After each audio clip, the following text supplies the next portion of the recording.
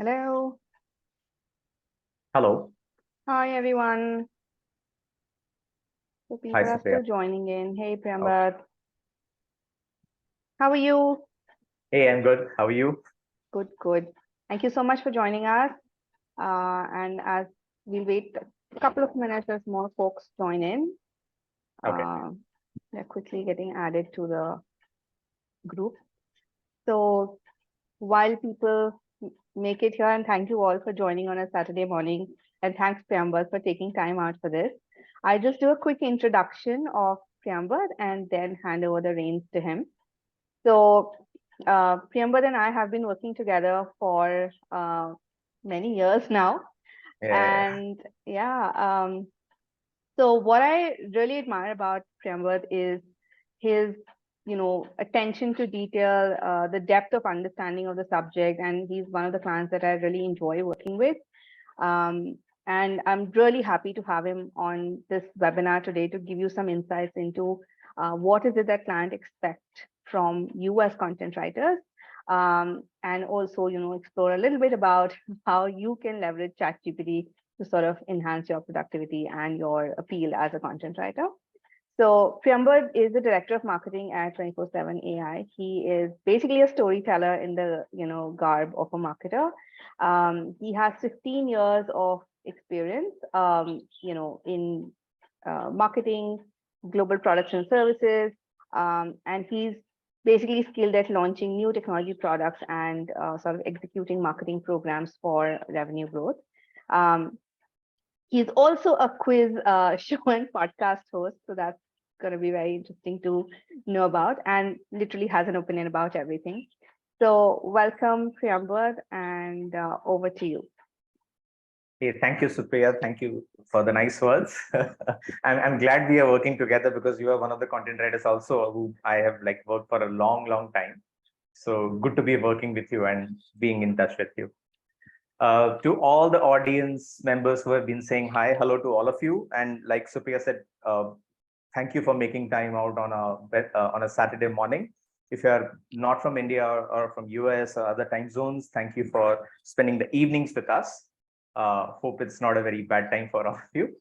So regarding this webinar, so Supriya and I have been working on a lot of content pieces, thought leadership material, etc., over different companies where I have worked and currently too. So there's an idea which she suggested, why don't we have this webinar about content writing itself?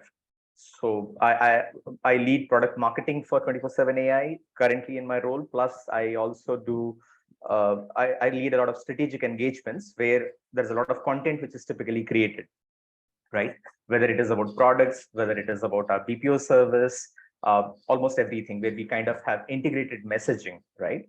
So the nature of how content is being written and is being consumed, if all of you know, is changing. There's a lot of questions that Supriya was getting about how content writers should be maybe using the new tools which are coming in, or should be worried about something which is disrupting their space. So all of these things kind of led us to create this webinar where I will address all the concerns. We'll talk about what I have seen as the evolution of content, and how when I work with content writers, what is the direction I try to give them, what is the brief that they would need, I try to enable them with it, and how do we ensure that the story which we are trying to tell comes out well. That's the idea of this entire session. Hope this is what you had expected when you wanted to join this webinar, and hope I will address all the questions which you may have. Okay, so starting the webinar now, topic obviously is about content. So long live the king or queen, long live the content. So with that, I will just move on in the presentation. And it's just a common question, and you may want to answer on your chat windows. What's common to these things? And I'm specifically talking about the Lord of the Rings book, so that you can't say these are all movies. Okay, so Silence of the Lambs, Sholay, Lord of the Rings, Star Wars. Think, what is the purpose of today's webinar? What are we trying to discuss? And what these things may have in common. Supriya, is there a way I can see the chat windows? Yeah. Okay, I get One response. Smita says story. Abhishek says script and story. Sudhakar says compelling and emotional stories. Yeah. So unique content, yes. Cult following, yes. Uh, all great epic ones. So I just say entertainment. Okay, fine. Thank you for the responses. I kind of got what you're trying to say. Yes, I was talking about the story because we are doing a storytelling today, understanding what creates a great story for content writing, whether it is B2C, B2B, or scripts, right? Or books. So the other thing I also wanted to explain through these images is if you look at all four are kind of stories of a hero, the journey of a hero. Here, if you look at in any way, it could be Jay and Viru's story, where they start in a way and end in a way. It could be Thakur's story, who is unfortunately not in the poster, but it could be his redemption as well throughout the arc of the movie. In Silence of the Lambs, it could be Clarice Starling's story. She joins as a newbie in FBI, and then over the period of the movie, she finds a mentor in Hannibal Lecter, who is also a criminal but also a mentor in the movie. But then she does what she does and emerges a hero at the end, right? Same here goes for Luke Skywalker. If you want Harrison Ford Han Solo story, then that itself has an arc. Lord of the Rings, it is Frodo Baggins' story, right? So if you notice in a storytelling manner about these heroic journeys, what is common is everyone has a beginning, has a middle, has a transformation, has an end. This is the classic storytelling which has been told to us from mythologies, through cinema, through books, everywhere, right? With that, I just want you to take you to the next slide. So this is where I want to talk about crafting a compelling story. And this is Joseph Campbell's Journey of a Hero, the classic mythological book, which kind of inspired a lot of storytelling structures, right? And it's not that he's the only person who is talking about this kind of an art. Shakespeare did it long back, right? And here, if you notice, don't go into the details. It's just look at the takeaways here. There is a beginning. There is a call to adventure. There is the need for a guardian or a mentor or a helper. And then there are challenges and temptations throughout the journey. Like if you go back to Sholay, Dharmendra was trying to steal, or Viru was trying to steal from Thakur's house, right? Temptation.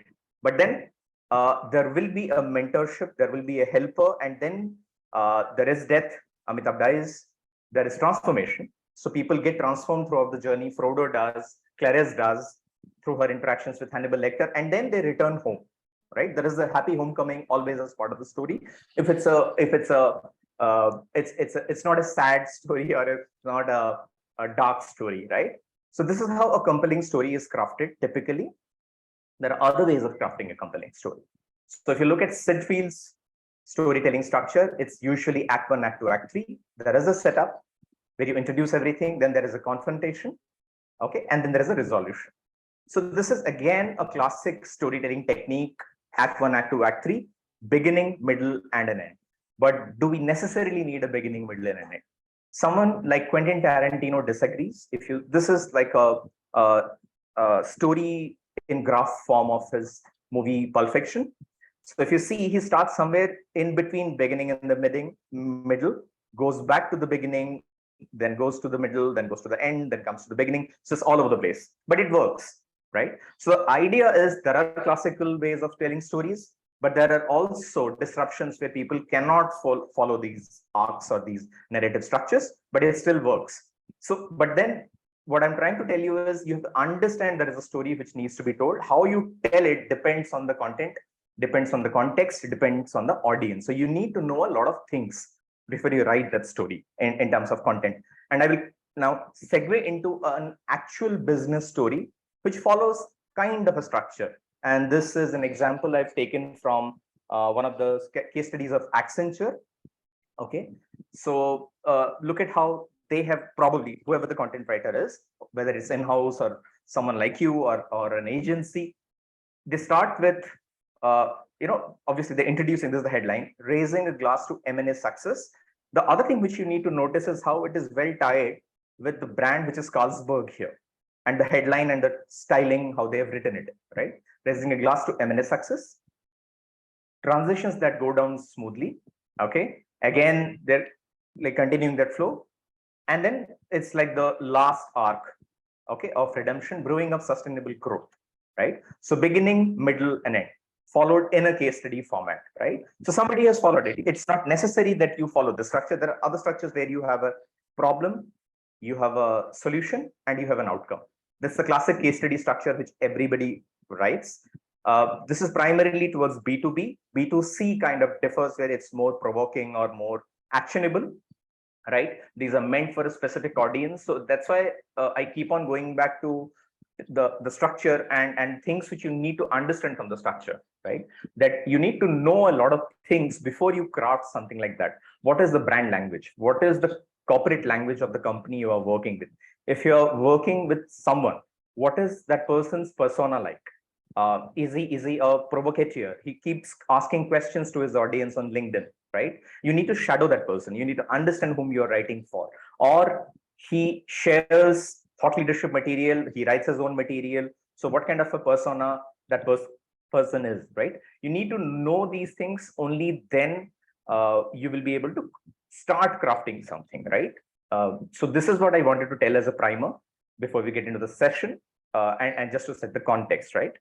Uh, so I now, before starting the actual session, before after the primer, I want to tell you that, like I said, you have to know a lot of things before you start any working assignment. I believe, when I do also, I believe I am like Jon Snow. I know nothing, right? And I need to know a lot of things.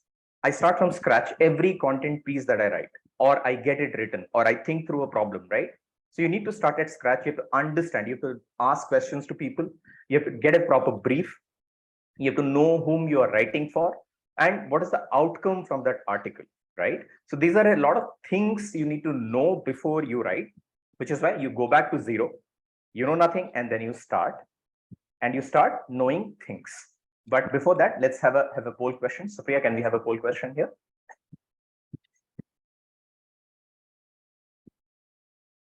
So folks, you will see a question on your screen.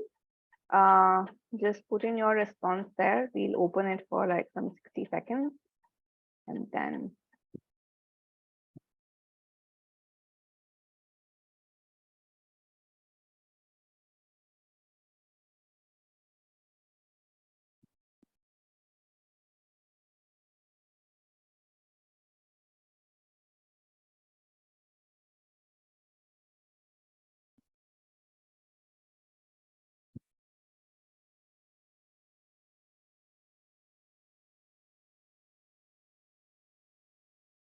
okay, people, 10 more seconds.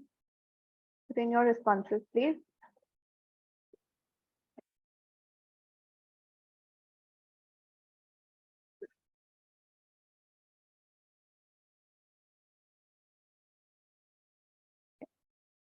Can you see the screen, the results on the screen? Yeah, I can. So, okay, one shot, we still we have, okay, wow, 10%, 2 to 4, 78, 5 plus 12%.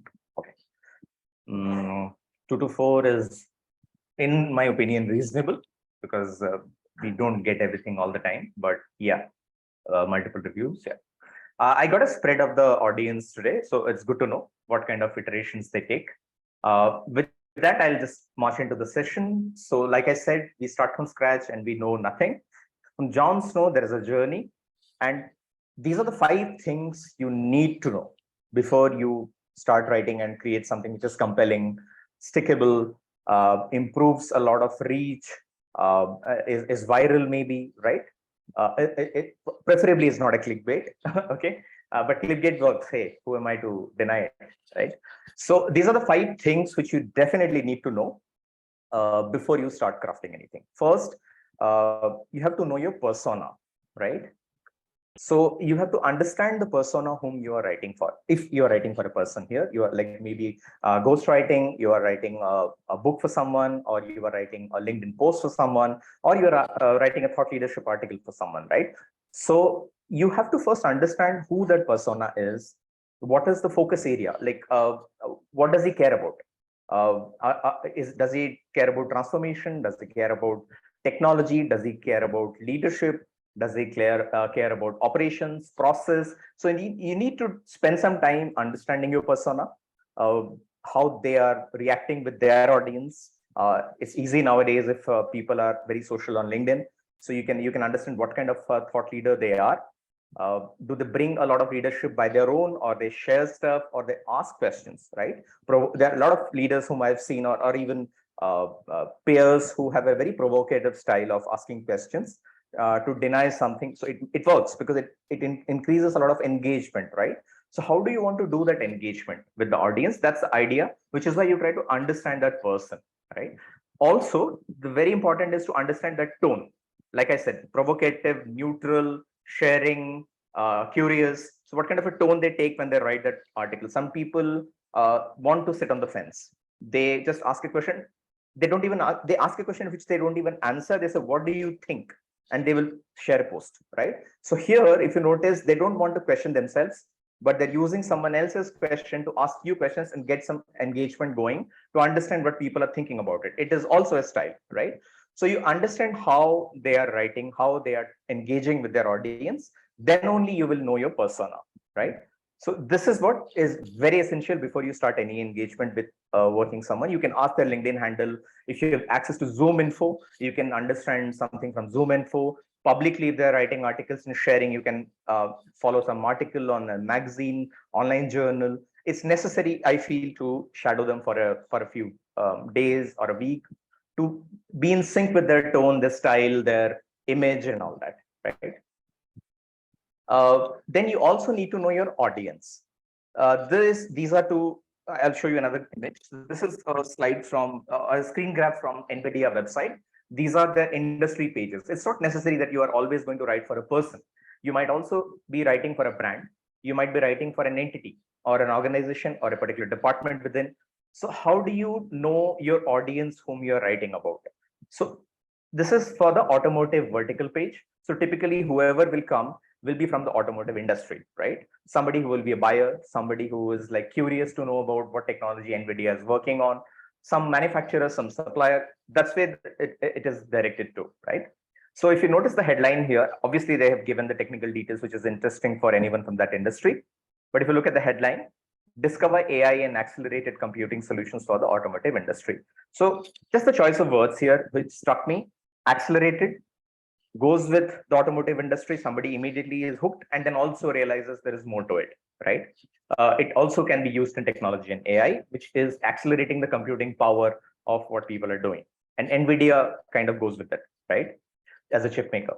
So this is one style, but we have to be, so what if I go to another sector and see, are they being consistent with this approach, or they're like dropping the ball somewhere, right? They're not. If I go to the restaurants page, if you see again the headline, delivering new speed and efficiency to quick service restaurants. Again, quick service restaurants, speed and efficiency. There's a hook, there is a connection, there's a connection to NVIDIA, there is a connection to the vertical, etc., right? So they're consistent with this approach, they're aligning keywords, etc. It hooks people in, right? There's a connection which is shared. This is what I was trying to tell, that you have to find a uniform voice with the brand or the person when you are writing for the person or the brand, so that you can seamlessly create something which kind of fits into the structure they already have created. This is what the first two pillars are: knowing your persona and knowing your audience. Then apart from these two things, you also need to know your brief, right?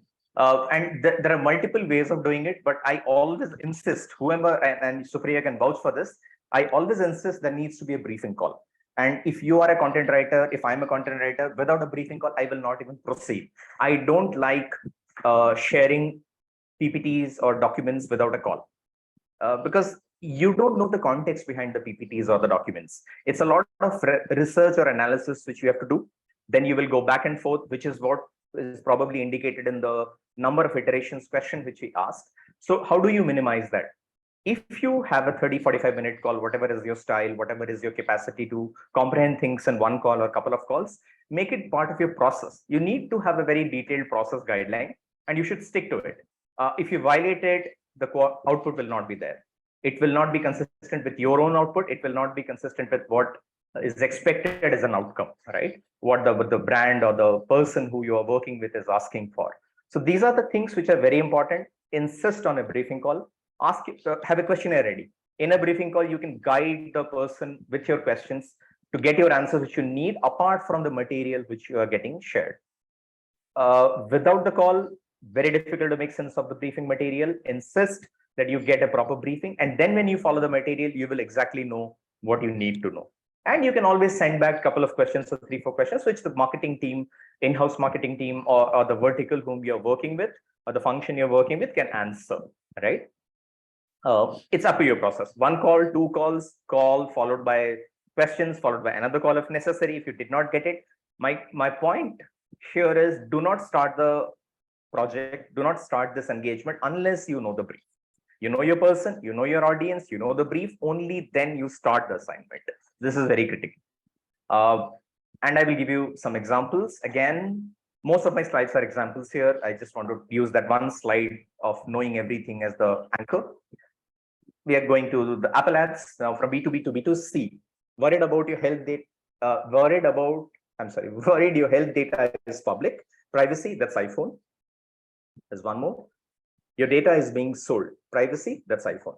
So now iPhone is a phone manufacturer who is communicating to the audience which is buying an iPhone about the privacy of their data. Okay, it's a premium phone directed at a particular segment. What you have to understand is, if it's just about communication, why is Apple doing this? Because Apple is not even targeting that persona. Apple is targeting through this campaign people who are worried about the privacy of the data, because phones are more communication devices for some people in this world, and for them, they're using it as a computing machine. There is office stuff, there is personal stuff, there are images, there are private photos, there are a lot of things which you do not want going out. You're worried about your privacy, which is where Apple is targeting them specifically, right? So your data is being sold, right? Maybe one of the startup phone manufacturers or cheaper phone manufacturers, if I may use that term, they probably don't care about the data. For them, it's the pace of communication, how fast it is, how accurate it is. Maybe they are just worried about that. The campaign will be on that, how fast, how good the camera is. So they will talk about these features who are targeting their audiences, right? So you need to know your audience whom you are writing for. Even if you're writing for B2C, is there a specific cut of a segment they are targeting? It's not everyone who is worried about the data. And then it could be a punchline, it could be a case study, it again could be like a long form article, it could be a video script if you're creating one, right? So how are you targeting your audiences by what you are writing also should be on your mind. And who are those people that you should definitely know? Know the tools. Okay, so now you know the person, you know the audience, you know the brief. Now you should also know what are your tools. So some people use a lot of technology. It's not that there are tools which are there now. If you're a script writer, you probably have been using Final Draft Pro for some time now, or Final Draft, I think. There are open AI sources, not AI, open source tools as well, which are there always. You can use generative AI or ChatGPT, which have come now, but there are other tools. For some people, for example, for me, filter coffee is a tool. I need coffee, or just coffee. I can't function without coffee. So I need coffee in the morning and I start writing if I'm writing anything, right? Or I'm preparing something, I'm doing some brainstorming. That could be my tool. It could be Wikipedia, it could be Forbes, it could be McKinsey, it could be a lot of journals, TechCrunch, CIO articles. I may be reading anything, right? All of those are tools for me. But having said that, there are a new generation of tools which have come in, which are very, very powerful. And probably at some point you are also, if you have used them, you are probably aware of them. If you have not used them, maybe you don't know about them, right? Supriya, can we have another poll question here? I'll just take a break before getting to the next stage. Yeah, we'll continue on the tools after this.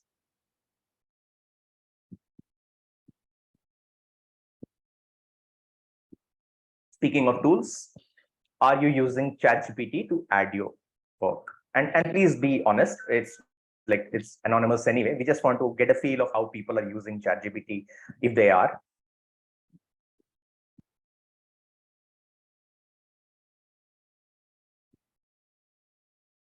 So hope so far you are with me. We are talking about knowing as a process and what is necessary for you before you take up any assignment.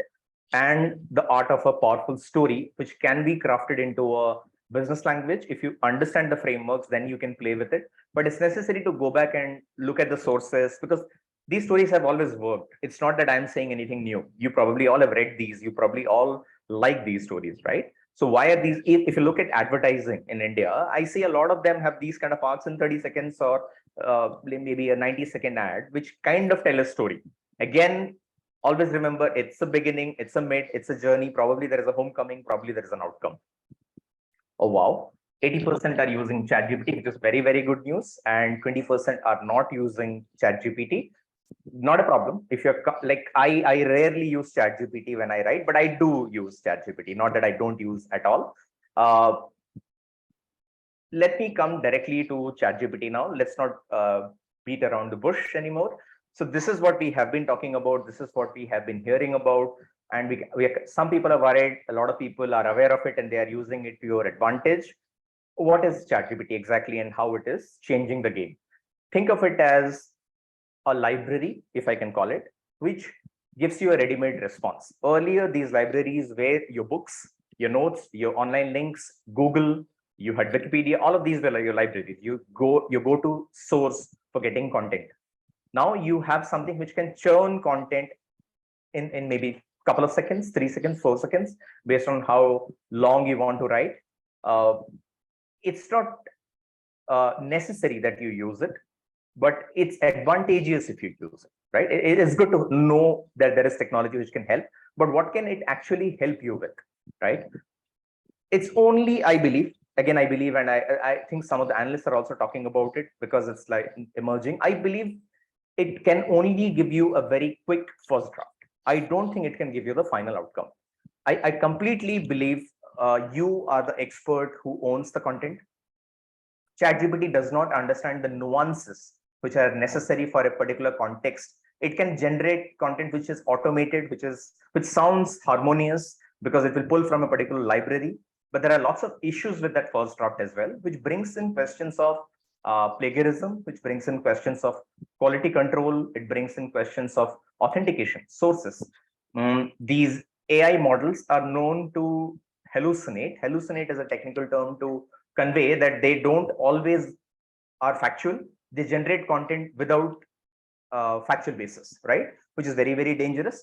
So it brings to the question, there are lots of issues in using ChatGPT as well, right? There is and this is an headline. I hope you can see the headlines. Can I move this ribbon? I can't. Okay. So this is essentially someone didn't like the Midjourney created Wes Anderson script by Midjourney is a powerful AI video tool. It created a Wes Anderson style trailer of lots of movies, including Star Wars, and somebody didn't like it. And the article, the premise was what AI doesn't get about Wes Anderson, that there is a context to what Wes Anderson creates, which doesn't come in an artificial way. The other highlight I wanted to do recently, this is very recent, Sarah Silverman and novelist Sue ChatGPT maker OpenAI for ingesting their books. So when ChatGPT is generating content, it is pulling from a particular source. It could be ChatGPT for this example. It could be many other tools. You have Google Bard. You have, Microsoft is anyway. Azure also has their OpenAI tools. I'm sorry, the generative AI tools. So all of these you can use, but you should also be worried about where are they pulling from? What is the citation? Are they plagiarizing stuff, or are they referencing stuff? Are they creating factual? Are they inferring something, or it is factual which they are reproducing in a way, right? What is the source from which they are borrowing? These are the things you should know if you are using ChatGPT. And again, like I said, it could be a great first draft, but then it's up to you to fit it into the context of what you are writing, about the brand you are writing about, what is their style. You may feed it with multiple prompts, you can feed it with multiple examples, but then it's a lot of effort on your part. Might as well write it, right? How do you talk? Now, the other thing which I also worry when I give content out is, I know people may be using ChatGPT, people may not be using ChatGPT. I worry about what is being put out on my website, what is being put out on my thought leadership paper, etc., or my LinkedIn post, right? So whose responsibility it is to ensure there is a fact check, there is whatever is being written is actually does make sense to that industry, to the people who are writing. It matches to the tone which we take as a brand. Those are the important things, which is my responsibility. So I will do that final check, even if someone like Supriya is writing it or someone else is writing it, or if ChatGPT is writing it, right? And finally, I just wanted to tell you that it is human in the loop is a much abused term in the industry. So I'll just say you are the expert, right? And I will give you an example. This is I using ChatGPT for something. I was writing an article where I was not article, it was something I was writing. And I didn't like the word hyper local because I just felt hyper local is again a much abused term in the context I was writing for. It's a pet peeve of mine. So I was looking if ChatGPT can recommend, which is not hyper local but conveys the same meaning, and look at the responses. Neighborhood specific, micro geographic, community based, ultra local, visit, like none of these make sense. I almost like snapped. I like, what is this? I just immediately closed it and I started thinking. But it's just a small example. It's not that ChatGPT always delivers results like that. There are good results, which I kind of understand. Okay, wow, this was a very good first draft. I can work with this, right? If I'm writing something or somebody else is using, I always say, please use it, see what is coming out. That it gives you a structure. It gives you a structure of what your article can be, and then you start thinking, and then you go into your creative process. But it's an example. Think of it as an example if you are not even going to use it, right? Always remember you are the expert, you know the context, or the brand you are working with is the expert. They know if there is something off, there is something misplaced, they will call it out, right? So that will increase the iterations again. So if you go through the process and know everything, know the brief, know the tools, I don't think there will be a problem, and it will increase iterations. What ChatGPT does well, and just taking ChatGPT as a reference example, there are other tools like Bard, etc. It can quickly edit stuff for you. It can summarize stuff for you very quickly. It can create that first draft very quickly for you, like I said, and it kind of brings in a uniformity because you can feed examples and it can write in that style. So you probably want to spend some time on all these YouTube videos if you are not keen on going for tutorials. They're very good examples which are user friendly. You can pick some, test it out, and then see how it works for you. Again, you don't have to. If you feel like, please go ahead. But remember, what you will get is a very good first draft. After that, it's all you, right? Yeah. So this is the kind of storytelling probably you should think about when you start an engagement, and this is how your approach should be when you take an engagement. Supriya, can we go for the third poll question? Yeah.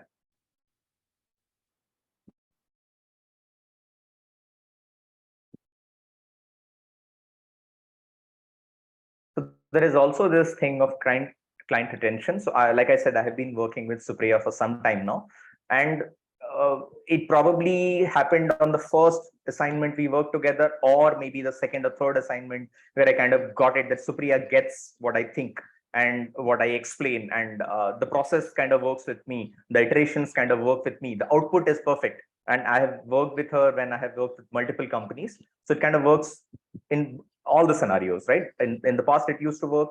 Now it works. So why is it that I work with Supriya and not many other people? I work with a couple of them, or maybe three of them. It's because there will be some style, there's some connection, there is some process which kind of connects, right? But I also wanted to understand if how has your experience been while trying to retain clients, or clients retaining you as someone who works for them regularly?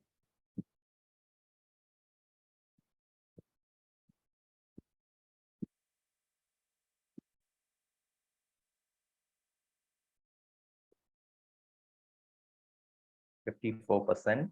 Okay. So it's like just simple majority for yes. Okay. So like I said, there's one more thing which you need to know, which is the outcomes. And this is where that retention probably kind of works better, which is, I'm sorry, I jumped the gun. So you need to know your outcomes. What is that the article or that thought leadership piece or that web page or the ad or the copy or the video is trying to do? Not say, to do.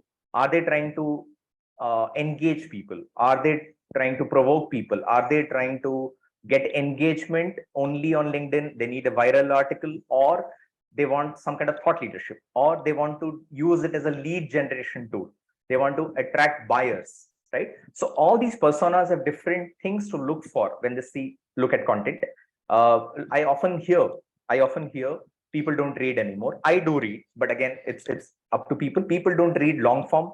People probably are good with punchlines or Twitter or tweets or short posts on LinkedIn, but I do see long posts on LinkedIn as well, which go viral. I do see Twitter threads which go viral, right? There are multiple threads, which is kind of an article in the garb of many tweets. So what works, or what is the outcome of those articles or the content which you're creating, depends on the discussion. You should understand what are they trying to achieve with that article. Are they trying to achieve, like I said, a lot of articles are lead generation because you are working with a brand. You probably want sales, you want conversion, you want you want to stop churn. So what is the outcome? Or you just want to take a thought leadership position in the industry. Nobody is talking about it. They want to be the first or second to be there, right? Or it could just be engagement on LinkedIn, social posts to get some traffic, uh, or it could be inquiries on their website. People are curious about what they see and they want to know more, see a demo of a product. So understand what that outcome is, and only then the journey of knowing everything for you is complete. You know whom you are writing for, you know the brand you are writing for, you understand what they do, what they think, what they say, you know your audience, whom you are writing for, you know your brief. You have to insist there is a call, there is a briefing call, there is a process for you. You know the tools. You want to use ChatGPT, go ahead, it's a great tool, uh, but understand the limitations of the tool. It's very nascent, so there might be the plagiarism issue is a big one. It could lead to a lot of things, so be worried about that as well. But also understand what is the purpose of that article, what is the purpose of that video, what does the company or the brand or the person want to achieve with that. When you know all these things, you become a Lannister and you know things. So from knowing nothing to knowing things, without drinking, of course, is when the journey will be complete and you will be the hero of your own story as a content writer. That's the session for me. Uh, we can open the floor for questions. I hope I'm doing good on time, Supriya. Yes, Priyambad, thank you so much. This was quite enlightening. And I totally am on board with those 5 pointers that you share. And, in the cohort I run, the mentorship place, I keep talking about these things. Shall we turn off the screen sharing? Yeah, let me do that. I was trying to see is it okay. better now? Yeah.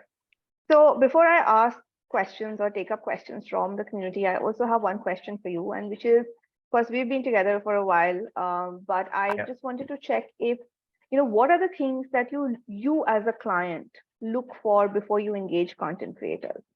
And, of course, when people reach out to you for requests of work, what makes you decide to go with them or not go with them? Okay. So I definitely ask for sample writing stuff or sample content which they have created. Then if I am interested in what they have written, obviously the work with previous brands helps. It kind of lends in a credibility that they have worked with an Accenture or a Apple or whatever, right? Or a company like us. So I know there is some validation in the industry, and then I look at the stuff which they have written. Even if they don't have the validation, if the stuff is good, it's great. I don't have a problem, right? Somebody has to start at some point. But if the content is great, I definitely want to speak to the person. Like I want to understand what is the process, how do they work, what are the timelines, which is also very critical when we are working on a lot of content. So somebody says they will write a case study in 30 days, probably doesn't work for me, right? They say maybe a blog 2 days, great. 7 days, maybe not, right? So because I need the blog maybe today, right? So there is a criticality which there needs to be processed by the content writer as well. If there is a map, perfect, no problem. Also, when I speak to them, I understand how they approach and what are they thinking about certain topics. How familiar they are with that industry. Have they written articles around? Like we are a customer experience company. So do they have previous articles on customer experience or contact centers or products, right? We have a lot of products. So have they written any product writing? So those are the things which kind of help me give them a chance. And then obviously the first output or the second output kind of ensures we work further or not. Hope I answered that question. Yeah. Yes. Yeah. And that was interesting. There is one more. There are a couple of people from my community, the ones that I personally mentor, who also had some questions. So I'm going to bring in Mahesh online so he can ask his question directly to you. So yeah, sure. Hi, Mahesh. Hey, Priyambad, good to hear you. I'm assuming you can hear me all. I can, Mahesh. Okay, good. Lovely, informative session, very, very pertinent. I'm thick in the midst of looking at AI tools like ChatGPT, Bard, and many others. The reason I've used them, at least for some work-related stuff, is mostly to get information that can be around generating statistics and information. Just to give you an example, what is the mix of different cities, let's say in Latin America, that you can do business? So that's more from a technology perspective. But coming to the content writing piece, right? So the question I have is, where do you draw the line? And you mentioned use of ChatGPT as a good first draft. But then in terms of humanizing the content, I think this is where we as content writers can make a lot of impact. And I was trying to understand some more in terms of making content engaging. So where do you draw the line? Should we minimize the use of such tools? Or should we continue to bank on these? Because I'm sensing a certain pattern. It's almost like it's become second nature. If somebody gives me content, I can almost tell this has been generated by use of tools, right? So there's a predictability to that. So how do you undo that, even if you have to use such tools? Okay, sure. Great question, Mahesh. Also, I see there is a question from Madhuparna who says, how far is it ethical or justified to use ChatGPT for writing content for clients? So I'll try to address both these questions in the same answer. So ethicality, again, it's probably not ethical in my view, because if you're not showing the source that you have used ChatGPT, then probably it's unethical. If you call it out that, yes, this has been generated by ChatGPT, maybe it's fair game, right? But I know for sure that everybody is using ChatGPT in some form. You can't stop it, right? It's like technology which is accessible. It's like Wikipedia, right? So if somebody is using Wikipedia, they know a lot of stuff. They're like going to refer to a lot of stuff they read, or somebody reads books, right? So you can't blame the source.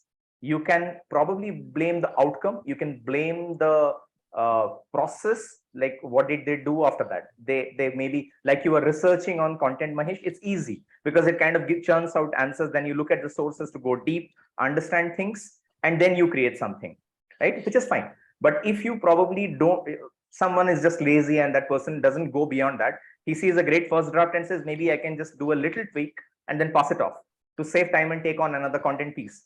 Maybe that for me is a problem. That kind of is breaching the ethical boundaries also, because you probably didn't take that effort as a content writer to do justice to the project you have taken or the task you have taken. And like I said, I was searching for hyperlocal. Maybe there was a word which ChatGPT could have prompted and I would have taken it. I don't think that is unethical because it's just a word. It's like referring to a dictionary, right? But when I'm writing a long form, and let's say I say write a 500-word blog on generative AI, it will pull from multiple sources. But the problem is, it's not my thought process. Where is my thought process going? What is my approach to that article? Plus, whom I am writing for? Is it for myself or is it for another brand? That is where I said you have to understand what the brand thinks like. I'm sorry, what the brand thinks like, what the company or the person or the persona thinks like. Only then you will be able to align it to what they are thinking. That's where the briefing comes into place. Like, do they want to convey that they are industry leaders? If they are industry leaders, what are they working on? Then it becomes more contextual. Like I said, ChatGPT can give you a very good structure, can give you a very summary of things. It can actually find out things for you. And with citations, it kind of mostly informs you. But after that, it's all depends on the content writer to use their style to make it personal. If you going back to history and example again, if you remember or know, most of these famous poets or lyricists, they kind of use their own word in the lyric. Like Gulzar will use Gulzar, or Sahir will use Sahir, or Bahadur Shah Zafar will write Zafar in his couplets. So it's a signature. They used to make it personal, and also they used to call out that I have written that. So I don't feel if we start using automation like this, there won't be any personal stuff anymore. I will not know the voice. And you're quite right in saying it looks harmonious, because that's the purpose of ChatGPT. It kind of harmonizes everything because it feeds off from a style. But if you want to create your own style and people want to work with you, you probably need to go deeper and create your own style. Hope I could answer that question, Mahesh. Yes, thank you. So create your own style stood out. Yeah. So that is the mantra we will adopt. Very, very pertinent. Thank you. Thanks, Mahesh. Yeah. Awesome. So I have another question from Trisha. I'm going to put her on. Hey, Trisha, Hi, Trisha.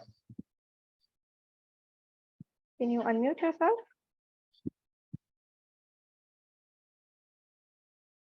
Can you hear us?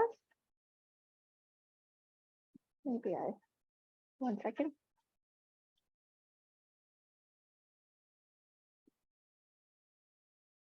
Hi, Trisha. Hi, Trisha. Hi, Priyambad. How are you? I'm good. How are you? Yeah, I'm good too. Priyambad, my question is that what are some of the common mistakes or pitfalls, we can avoid when using storytelling in content creation? Right. Like I said, there is a narrative structure. You don't have to stick to the narrative structure all the time. The context always changes. What is the purpose of what you are creating? Is it for lead generation? Is it for engagement? Is it for thought leadership? Is it for getting followers? Is it for creating a viral sensation? All these will ensure the quality, or not the quality, the style or the output will be completely different from others, even if you are writing on the same topic. Let's say you are talking about tea. Drinking tea is good for health, and you want 4 kind of campaigns. You want to provoke people, you want to gain followers on Twitter or LinkedIn, you want to create thought leadership on drinking tea, all those things, right? So what kind of an approach you take? You want to provoke, you will do a Jagore campaign, maybe, right? Or if you are trying to do thought leadership, you will create some kind of your own style of drinking tea or creating tea and dispelling some notions about drinking tea. You give your own points, what has worked for you, make it personal, etc. You want followers, you create some kind of a catchy campaign or something which is sticky on LinkedIn, where people kind of come and comment. Like, does tea work for you? Or they take a negative stance and say tea is useless, stop drinking tea, and then you will get engagement, right? It's the same thing, benefits of drinking tea, but in different style, the outcome completely changes. So your story needs to change accordingly. You need to know the context, you need to know the audience you are writing for, and what is the outcome. Why are they doing this? Is it for virality? Is it for leadership? Is it for stickiness? Is it for lead generation, right? They need more customers. Tata Tea wants more people to drink Tata Tea, right? Not any other tea. So they have to say why Tata Tea is better. Yeah. So that way you need to probably understand what is the story you need to tell in that context. Okay. Thank you so much. Hey, thanks, Trisha. Yeah. Great. And now Sumana also had a question, so I'm going to bring her on. Hi, Sumana. Hey, Sumana. Hi, Priyambad and Supriya. How are you doing? All good, Sumana. How are you? I'm fine, thank you. I loved the breakdown on audience and persona and brief and all of it. And I have a question about the difference between the content demands, like when compared. Can you just give me a breakdown? What type of content that clients want? Okay. Okay, sure. Indian and international market. What is the difference? So And go ahead. Break into the international market. Okay. So yeah, so I cannot comment a lot on the Indian market, unfortunately, because I've been selling to North American, European geographies for some time now. I don't look into the Indian market a lot. Our primary geographies are North America, Europe, Australia, etc. So I kind of think like them of late, but the Indian content is what I see on TV or read in newspaper stuff. So I can probably give you experiential of watching things on Indian TV or reading on Indian newspapers or Twitter, etc. Or even LinkedIn posts, right? Indian authors or Indian professionals who use LinkedIn as a medium to communicate how they are using it. Indian brands, when I go to their website, startups, when they talk about Indian market. So I kind of am aware of it. But primarily, if I were to tell the difference or break down the structure, again, this is experiential, may change from multiple people. I think I worked very closely with Nordic customers in past. So Nordic people, Scandinavia, they are very uniform. Okay. So almost all of them are very homogeneous. So I don't think a very radical approach cuts it there. Also, your content should be similar to what they usually see and write. They talk to each other. Most of the clients in Nordic geographies, they have common forums. They're very open culture. So they communicate about content, articles, thought leadership, business, technology. So it's a very open culture. So I think it should be very uniform. If I hope you can understand what I mean by that. It shouldn't vary in style a lot. Okay. But in North America, they need something a little bit punchy. Okay. I won't call it aggressive. It's just punchy. It needs to stick out. And I have also worked in demand gen campaign where we have done calling campaigns to Nordic customers as well as US customers. And where we have also worked on scripts of what they need to hear, what the American customers need to hear, so that they give us a meeting or an opportunity to showcase a product and do a demo, right? So I definitely change the scripts in both the geographies. Like I said, Americans will be more punchy. Nordic will not be that punchy. It will be slightly bland, if I can call it. But they are also, because Nordic people always return your calls. When someone calls, they will, again, by experience, the calls which we were getting, the acceptance in Nordic customers were higher than American customers. But also because American customers need something punchy. If you don't give it to them, they will probably not pick the phone. Similarly, I can maybe Australian economy, not Australian, I would say the Asia Pacific, let me call it. That geography, I have understood when we are creating lead generation campaigns or anything around cost cutting or whatever.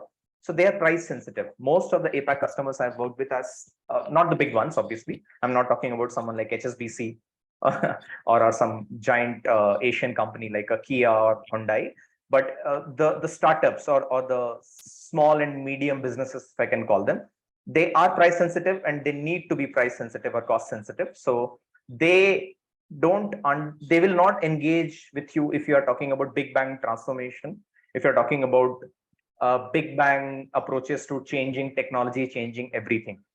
It works well to talk about smaller engagements, a small scope of small pilot, a demo, which kind of open the door, and then you can work from there. So your approach to writing the content will differ in the three geographies. India, I have seen, again, it's like I said, I haven't read a lot of business communication for Indian customers because I don't work with that. I don't work, unfortunately, with the Indian customers a lot.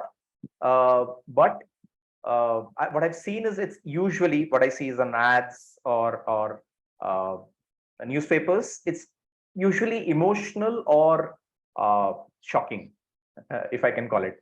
They try to provoke, or it's very emotional in nature. This is what I've noticed. The ad campaigns or even the business writing, like I've seen Indian startups, etc., doing a PR, not even PR, I would say it could be intentional that they goofed up and they kind of do an apology the next day. It's like a long form newspaper ad where they kind of apologize to the entire country, this was wrong, etc. I have not seen this often, but in India, it is expected that you kind of apologize if you have goofed up or you have done some mistake. It kind of works here, maybe. That could be the nature.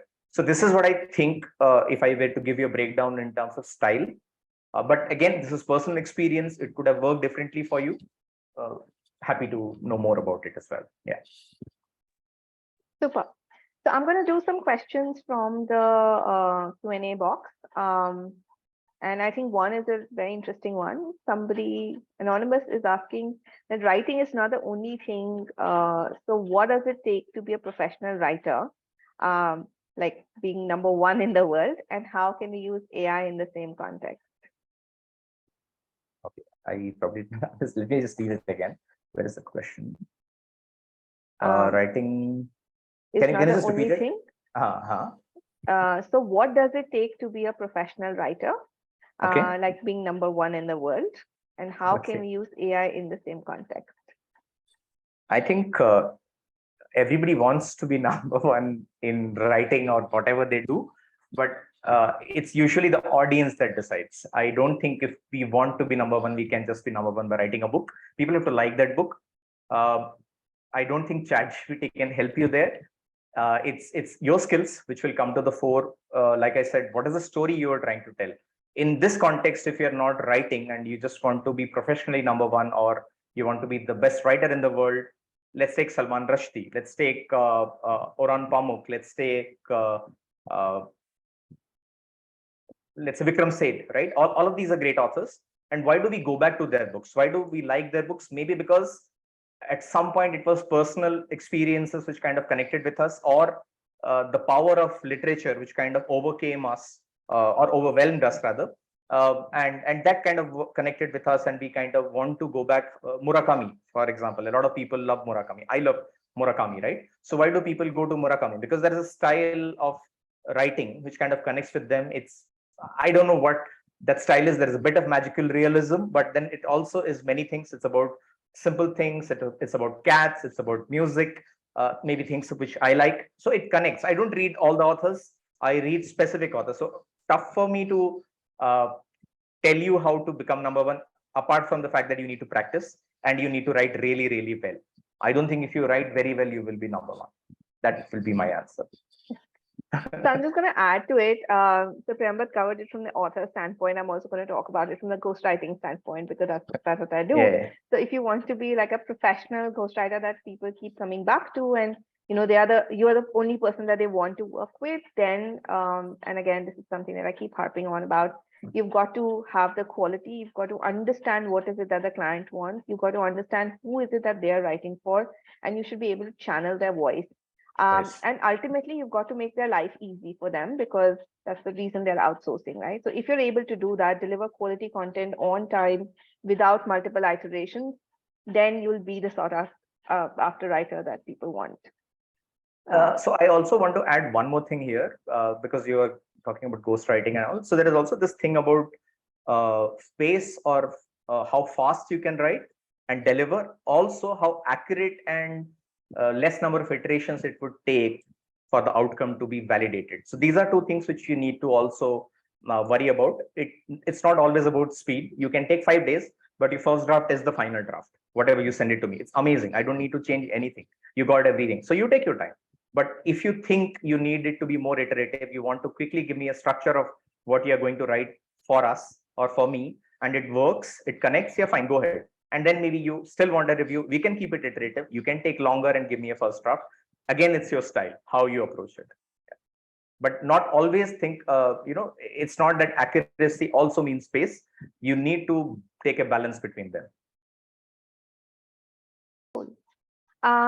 So another question is on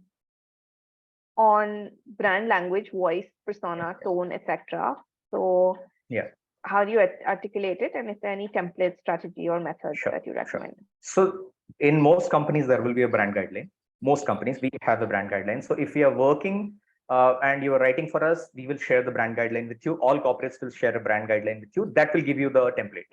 That will tell you what kind of a tone you can take, what kind of languages you can. For example, we have legal guidelines of what words can be used, cannot be used. So we get a legal check done, which kind of covers from all risks, right? So all these things is the responsibility of the organization or the marketeer or the function head or whoever is working with you to ensure you get the brief, you get the template, you get the design language, you get the guidelines in which you can write. So it's easy to finish it in less number of iterations as well.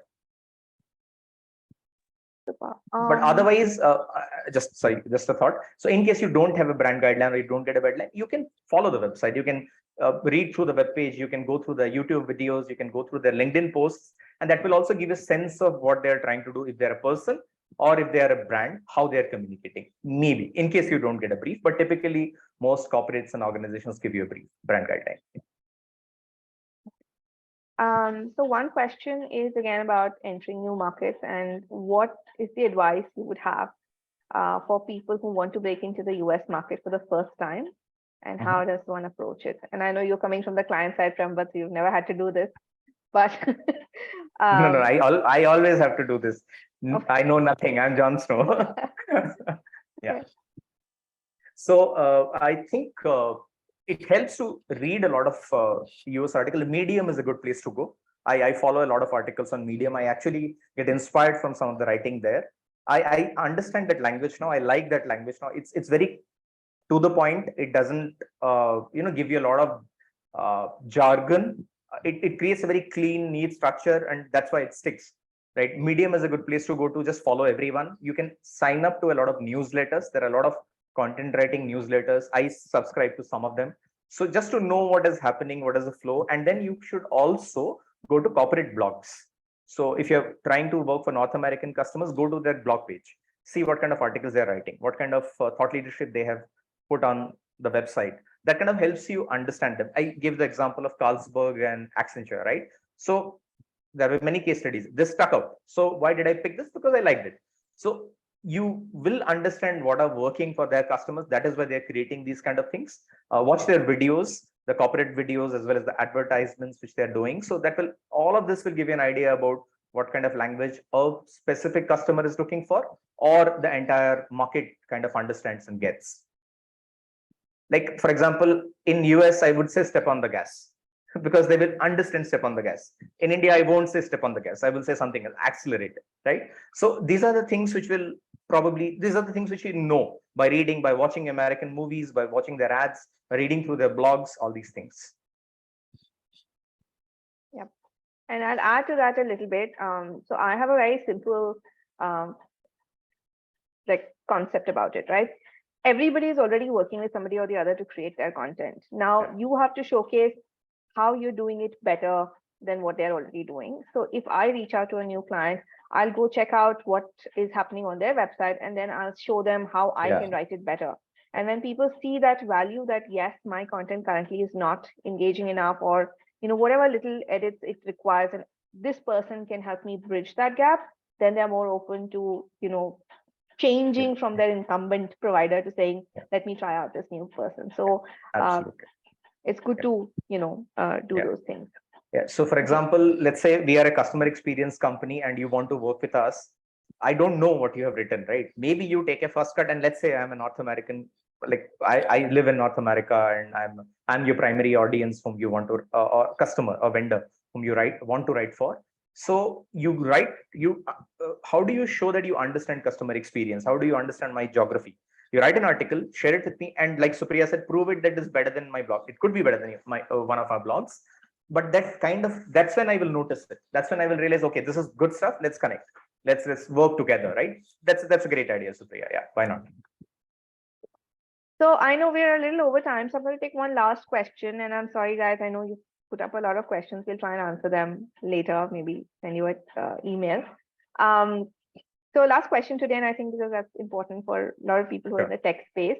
So Sandhya is asking, how do you use storytelling in technical content without sounding fluffy? So there is always fluff. I can always see content and say, oh God, this is a lot of fluff. Let's not even go there.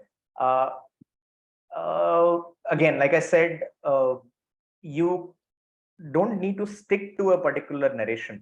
There is a structure. Like, let's take photography. Photography, you have the rule of third, but it doesn't mean you have to stick to rule of third for every photograph. But you need to understand what is rule of third, so that if you want to violate it, why does it work for you? Why does it work for the audience? That way you can think. In terms of storytelling in tech, so maybe let me draw back to the hero journey. So I always feel there is a hero in every story. And let's say in the corporate tech space, let's say you are writing a digital transformation article. Who is the hero here? The hero is the organization who has transformed itself. Who is the person who is the mentor or the help? Is the technology or the product they have used. This is how you have to understand. So the product is always the enabler. The technology or the consulting is always the enabler. The journey is the customers or the customer's customer, because the audience also who want to engage. So who is the hero here? is the CTO, is the CIO, is the CFO who took on that transformation journey, probably, or the department head or the vertical leader who took that initiative. It could be anything, but they are the hero in the journey. So when you write, you're projecting them in the mind of the audience that this brand or this organization or this persona did this, and this is transformative. That is the power of storytelling, which you can borrow from the structure, and then you tell your own story. But fluff, I would say, is up to you. You need to cut it, otherwise people will call it out. Thank you. And a little bit I'm going to add to it. So when I write stories in tech articles, and tech is my niche, and I do a lot of storytelling there, what I keep in mind is the reader, right? Because stories have to like align at an emotional level, right? What is the problem that the reader is going through? Yeah. And if we can bring that out in a story, right? So for example, if John is the chief supply chain officer of the supply chain, here are the problems he's facing, then people who are reading that article, who are other supply chain folks, sort of relate to that story and say, okay, they understand what I'm trying to say and are more inclined to read it forward. So as long as you anchor your stories to what the reader wants to read, then it becomes more palatable to them. Yeah. So just to take this example further, like I said, the hero on the journey will be a CFO or a CIO or a CTO or a department head or whoever, a vertical head who has gone through this transformation, or a client who has gone through a transformation using the help. Now I'm a prospect and I'm also reading about them. Then I'm realizing, okay, I also have to make that journey, and this is how it is going to work. So I see an as a state, I see a go-to state, and then I try to make that leap and want to connect with them. So like she said, you empathize and you also want a journey for you. Awesome. I think this was a very interesting session, Priyambad, and I think people got a lot of insights on what do clients want, how they can, leverage ChatGPT to increase their productivity. And I'm really thankful that you spent your Saturday morning with us. Thank you, everyone. Thanks, Supriya. Great having the session, and I got a lot of great questions that also made me think. It was not that I was prepared for these questions, but hope I answered them the way I could. Yeah, brilliant. Thank you everyone for joining us today. The next session is going to be on 2nd of September, again a Saturday. And I'm going to bring you someone who's built like multi-million-dollar companies. And he's going to talk to you about how do you build your business as a freelancer. So watch out for that email coming up. And we'll also send a recording of this session to you today. Yeah. Thank you. And have a good weekend. Have a good weekend, everyone. Thank you. Bye-bye. Thanks, Supriya. Bye.